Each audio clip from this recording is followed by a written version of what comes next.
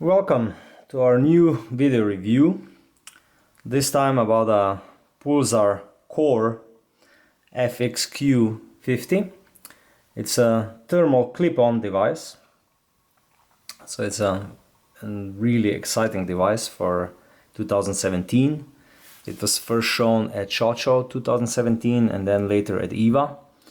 It generated quite a stir in the industry, because this is one of the first thermal clip-ons which have a really affordable price tag. Devices like this were available before, but they were always really expensive and not really affordable, or well, their price was above the limit which most of the hunters can reach. But with this one, Pulsar did a fantastic job. It provided a great device for a price point of around 4,000 euros, which is almost astonishing for a thermal clip-on device. This is a successor of an FXD50 core. So it features a better sensor, but everything else, the whole idea of the device, stayed the same. Basic idea is that you can use this product either as a monocular, so you can just watch the surroundings through it and see everything what is warm or cold, or that you can put it on a daytime optics, daytime scope, in most cases on a daytime rifle scope, and so you're converting with this device your normal optical rifle scope, you're converting it back to, well, not back, to thermal rifle scope. Because this device doesn't feature any reticle or anything similar, this is allowed in most European countries to be used, while dedicated thermal rifle scopes are not allowed in majority of the members of the EU. So this particular model has a 50mm objective lens. There were 4 different devices presented from this core family: FXQ50, FXQ38, a little bit smaller, only the front lens is smaller, and then FXQ35 and FXQ55. The difference is that the 35 and 55 are basically the same devices with a 50mm or 38mm lens, but this part, which is meant for the connecting to a rifle scope, is permanently attached on them. So the device is a little bit different, but the whole setting is almost the same. As you can see, all the cores are really compact, really light. It weighs only 400 grams, so compared to all traditional night vision attachments, this is a really light device. It also has an IPX7 waterproofing, so rain is no problem, water in general is no problem. They work from -25 to +50, so they're really a high quality product, which is, you can use it in any kind of conditions you can imagine. It has a 4.1 magnification if you have this eyepiece set, and if you use it as a monocular. If you use it as a clip-on, like this, I'll show you. If you use it like a clip-on, like this, then it has a 1-point magnification, and then you can use it normally on a daytime scope. Now, when the whole system is set up for a daytime scope, you need additional adapter for the rifle scope. This bayonet here, it's the same like on their previously well-known digital forward attachments, like on the DFA 75 or DN55. So this is the same adapters, can be used either the original from made by Pulsar or made by Rusan, or similar adapters can be used so that you connect them to a rifle scope. Well, in this setting it has a one-time magnification. This device is powered by two CR123A batteries. It also has a special accessory which enables you that it's powered by an outer source of energy, similarly like their like Pulsar Helions or Pulsar Quantums, the thermal scopes. But also on the batteries itself, it runs for 4 hours and maybe even a little bit more. So we tested it extensively and we never ran into problems of that it would drain the batteries fast. So in this regard, it's quite a well-designed device. What is also a nice feature is that this cap for the compartment for the batteries is on a small string, so you can never lose it. It's very smart. A small addition, but it makes the device work much better. Every core comes with the FXQ50 comes with a small attachment for the monocular use. It comes with a remote control which you can connect the device to, so it's easier to control it, with a manual in a couple of different languages, as you can see here, so in different languages, and with a warranty of 3 years. So, and the service will be provided for much longer than 3 years. And Pulsar made a smart move. They opened a fully new facility in Lithuania. These devices are now made in Lithuania, and they also have a service there in Lithuania, so they're quite well taken care of if something happens. The device has around 5-second cold start, which is a little bit longer than their Quantum series, but nothing drastic. What is maybe a small nuisance is that you are not able to see anywhere externally if you turned on the device or not on this button. So you have to look through it to see if it's turned on or not. When it's used as a monocular, like this,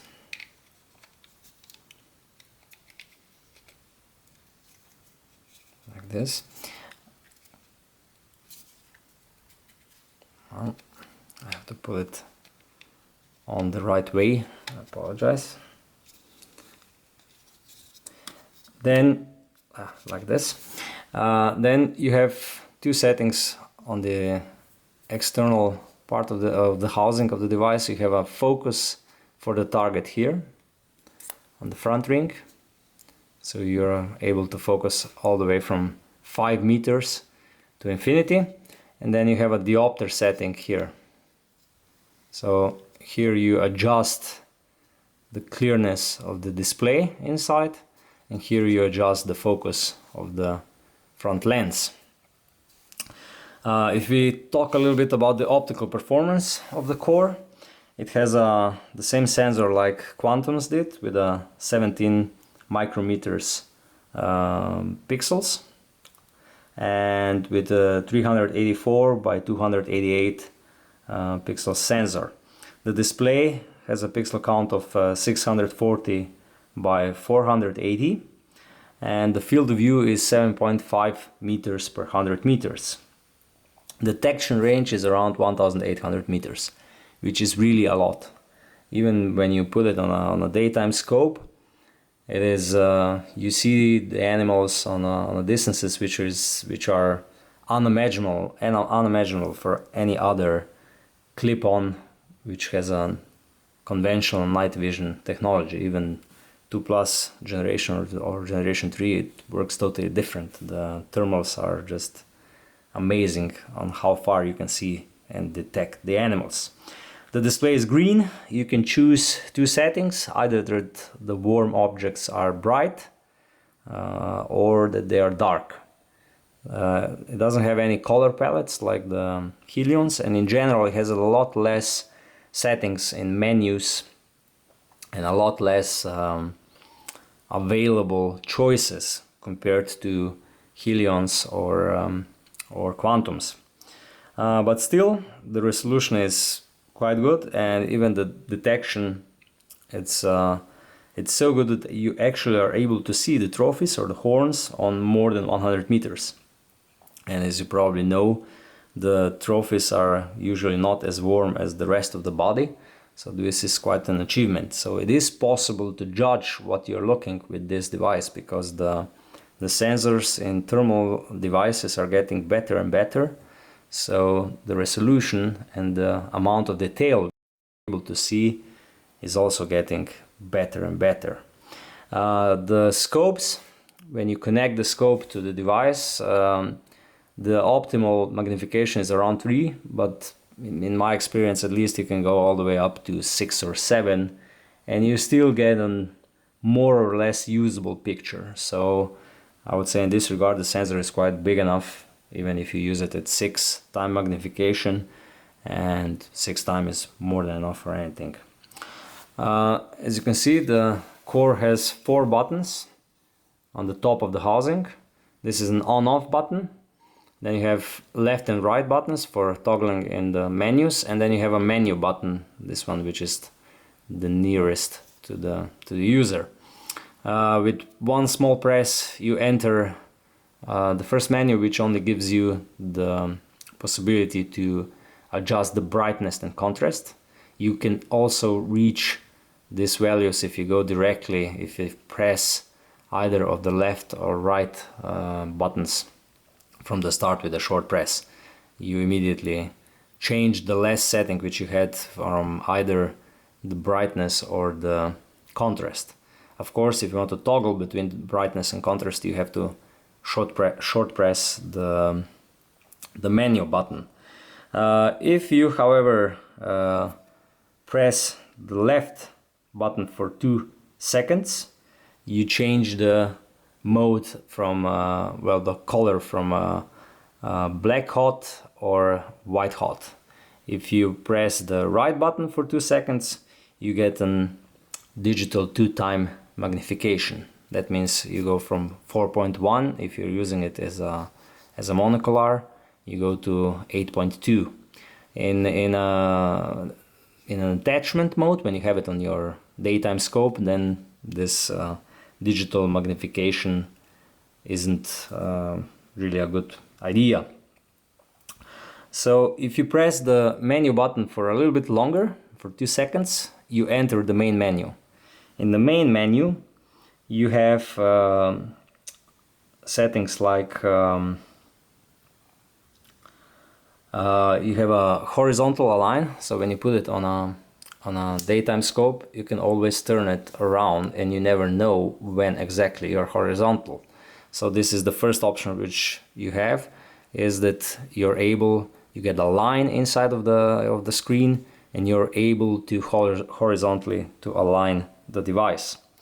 Then the second one is that you can change modes, either from forest mode to city mode or detection mode. This is a little bit, this modes gives you a little bit of different, well, the display changes a little bit and you see a little bit differently what you're looking. It depends in what kind of environment you're using the core, which mode is the best to choose. Then you have the calibration. Like with all thermal devices, you can choose either automatic, semi-automatic or manual. In general, most of the people just prefers automatic. That means that every couple of seconds, every 30 seconds or maybe every minute, the device freezes a little bit for 1 second, and then it recalibrates so that you always have the optimal performance. Then you have time in the menu, and remote pairing and dead pixel repair. This is the last function. Dead pixel repair is quite a good function. If you find a dead pixel on the sensor, you can just repair it in this menu. And then you have one additional option. When you put it on your daytime scope, if you press the left button and the menu button at the same time, you enter a special menu for zeroing device. You can adjust a little bit the 0 point, the point of impact for the bullets, and you correct this only once and then the setting is saved. Usually it's you don't need to do it, but sometimes it happens that you shoot and the point of impact changes a little bit, so you can adjust this here. It is smart that on the first use you try it and you see it how it works, and that you zero it also. In the menus, I have to also say that what is really funny is that menus are vertical. We will do a separate video about the menus, but the buttons to change different options in the menus are left and right. So this is a little bit counterintuitive. So you have to go left to go down and you have to go right to go up. This, I think, could be done a little bit better. It's not a big thing, but it is a little bit funny. So if I make a short summary, this device is almost like a must-have device because it's a really affordable thermal clip-on attachment. This is something that is really special at the moment. There is no other device on the market which would offer similar performance and similar functionality at the, let's say, the same or similar price point. All other similar devices are at least 2 times more expensive. The second thing what I think is also we need to say is that the build quality, the compactness and lightness of this device it's really good. That it is also waterproofed. This is just additional bonus, and that it works from -25 to +50. It's also I would say a big bonus. I also think that battery life is not that bad. This was my biggest fear when I first got this device. But we tested it now quite a lot, and battery life is not a problem at all. What I think could still have been done better, I think that an external indicator if the device is turned on or off would be a really good idea. I think that if this bayonet here would be made from metal, would also be a good idea. Well,